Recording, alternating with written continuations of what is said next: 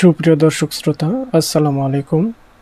আমার শিক্ষালয় ইউটিউব চ্যানেলে সকলকে আন্তরিক শুভেচ্ছা ও স্বাগতম। 10 থেকে 46তম পর্যন্ত সকল বিসিএস প্রিলিমিনারি পরীক্ষায় বাংলাদেশ বিষয়গুলি সম্পর্কে যে প্রশ্নগুলো সবচেয়ে বেশি সংখ্যকবার এসেছে তার সর্বমোট 133টি সাধারণ জ্ঞান প্রশ্নের মধ্যে পর্ব 3A থাকছে বাকি 46টি প্রশ্নের পর্যালোচনা ও সমাধান।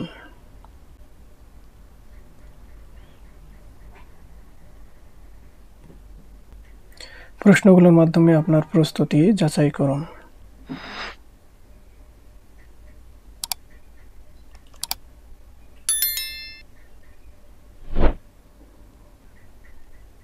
দশ থেকে 46তম পর্যন্ত সকল বিসিএস প্রিলিমিনারি পরীক্ষায় বাংলাদেশ বিষয়গুলি সম্পর্কে যে প্রশ্নগুলো সবচেয়ে বেশি সংখ্যকবার এসেছে তার সর্বমোট 133টি সাধারণ জ্ঞান প্রশ্নের মধ্যে পর্ব 3A থাকছে বাকি 46টি প্রশ্নের পর্যালোচনা ও সমাধান। প্রশ্নগুলোর মাধ্যমে আপনার প্রস্তুতি যাচাই করুন।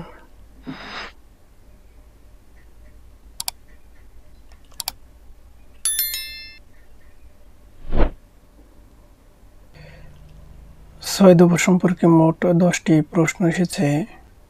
প্রশ্ন 1, তদানীন্তন পূর্ব পাকিস্তানের স্বায়ত্তশাসনের জন্য তখনকার বিরোধী দলগুলোর এক সম্মেলনে বঙ্গবন্ধু শেখ মুজিবুর রহমান 6 দফা দাবি পেশ করেন। ওই সম্মেলন কোথায় হয়েছিল? 18তম বিসিএস। সঠিক উত্তর লাহোরে হয়েছিল। প্রশ্ন 2, 6 দফা দাবি প্রথম কোথায় উত্থাপন করা হয়? 22তম বিসিএস। সঠিক উত্তর লাহোরে। প্রশ্ন 3, ঐতিহাসিক 6 দফাকে কিসের সাথে তুলনা করা হয়? 37তম বিসিএস।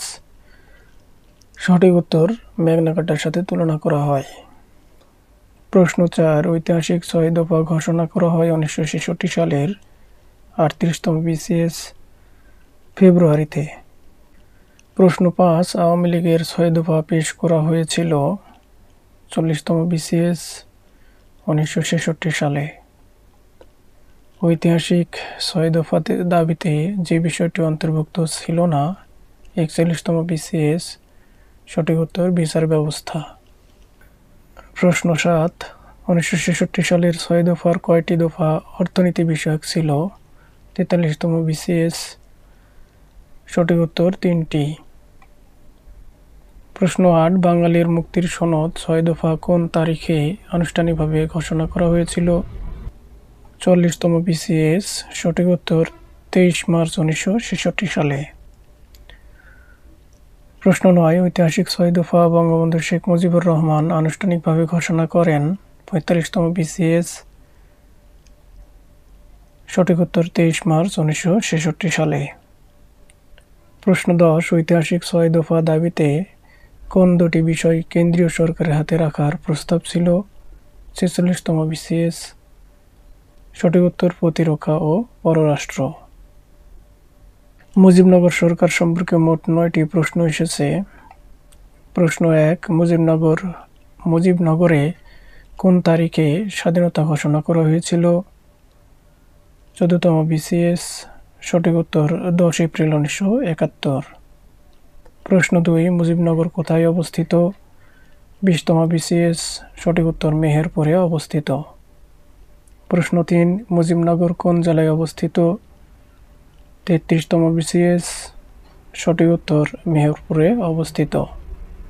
প্রশ্ন 4, 1971 সনের কত তারিখে মুজিবনগরে স্বাধীন বাংলাদেশের অস্থায়ী সরকার গঠিত হয়? 34তম বিসিএস। সঠিক উত্তর 10 এপ্রিল 1971 খ্রিস্টাব্দে।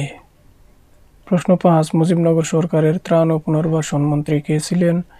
38তম বিসিএস। সঠিক উত্তর AHM কামারুজ্জামান। প্রশ্ন 6, মুজিবনগর সরকার কখন গঠিত হয়? 39তম বিসিএস। সঠিক উত্তর 10 এপ্রিল 1971 সালে। প্রশ্ন 7, মুজিবনগর সরকারের অর্থনীতি বিষয়ক ও পরিকল্পনা বিভাগের দায়িত্বে কে ছিলেন? 43তম বিসিএস। সঠিক উত্তর তাজউদ্দিন আহমদ। প্রশ্ন 8, মুজিবনগর সরকারের ত্রাণ ও পুনর্বাসন মন্ত্রী কে ছিলেন? 44তম বিসিএস। সঠিক উত্তর AHM কামরুজ্জামান। প্রশ্ন 9, মুজিবনগর সরকারকে গার্ড অফ অনার নেতৃত্ব দেন কে? 46তম বিসিএস। সঠিক উত্তর মাহবুব-উদ্দিন আহমেদ।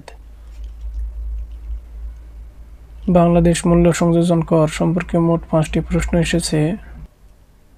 বাংলাদেশ মূল্য সংযোজন কর সম্পর্কে মোট 5টি প্রশ্ন এসেছে। প্রশ্ন 1, কোন উৎস থেকে বাংলাদেশ সরকারের সর্বোচ্চ রাজস্ব আয় হয়? 24তম বিসিএস। সঠিক উত্তর মূল্য সংযোজন কর। প্রশ্ন 2, মূল্য সংযোজন কর বাংলাদেশে কখন থেকে চালু করা হয়? 25তম বিসিএস। সঠিক উত্তর 1 জুলাই 1991। প্রশ্ন 3, বাংলাদেশে প্রথম ভ্যাট চালু হয় 40তম বিসিএস। সঠিক উত্তর 1991 সালে। প্রশ্ন 4, মূল্য সংযোজন কর বাংলাদেশে কখন থেকে চালু করা হয়? 43তম বিসিএস। সঠিক উত্তর 1 জুলাই 1991। প্রশ্ন 5, বাংলাদেশ সরকার কোন উৎস থেকে সর্বোচ্চ রাজস্ব আয় করে? 46তম বিসিএস। সঠিক উত্তর মূল্য সংযোজন কর। ঢাকা শহর মুক্তিযুদ্ধের কত নম্বর সেক্টর সম্পর্কে মোট 2টি প্রশ্ন এসেছে। প্রশ্ন 1, মুক্তিযুদ্ধের সময় ঢাকা শহর কোন সেক্টরের অধীনে ছিল? 18তম বিসিএস। সঠিক উত্তর 2 নম্বর সেক্টরের অধীনে ছিল। প্রশ্ন 2, মহান মুক্তিযুদ্ধের সময় ঢাকা শহর কোন সেক্টরের অন্তর্ভুক্ত ছিল? 45তম বিসিএস। সঠিক উত্তর 2 নম্বর সেক্টরের অধীনে ছিল। মুক্তিযুদ্ধের প্রধান সেনাপতি সম্পর্কে মোট 2টি প্রশ্ন এসেছে। প্রশ্ন 1, বাংলাদেশের মুক্তিযুদ্ধের প্রধান সেনাপতি কে ছিলেন? 29তম বিসিএস। সঠিক উত্তর জেনারেল আতাউল গনি ওসমানী। প্রশ্ন 2, বাংলাদেশের প্রথম প্রধান সেনাপতি কে ছিলেন? 33তম বিসিএস। সঠিক উত্তর জেনারেল আতাউল গনি ওসমানী।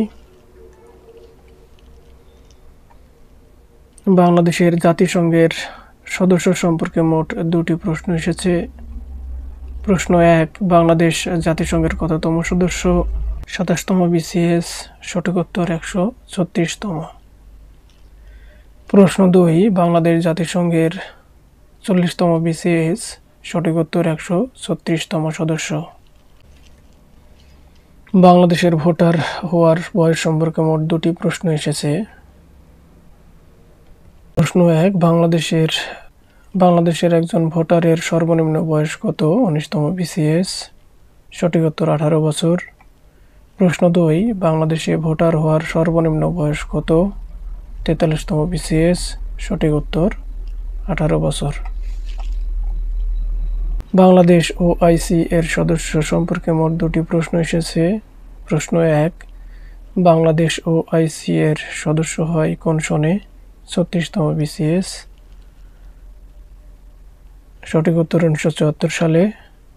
প্রশ্ন 2, বাংলাদেশ কত সালে ওআইসি এর সদস্যপদ লাভ করে?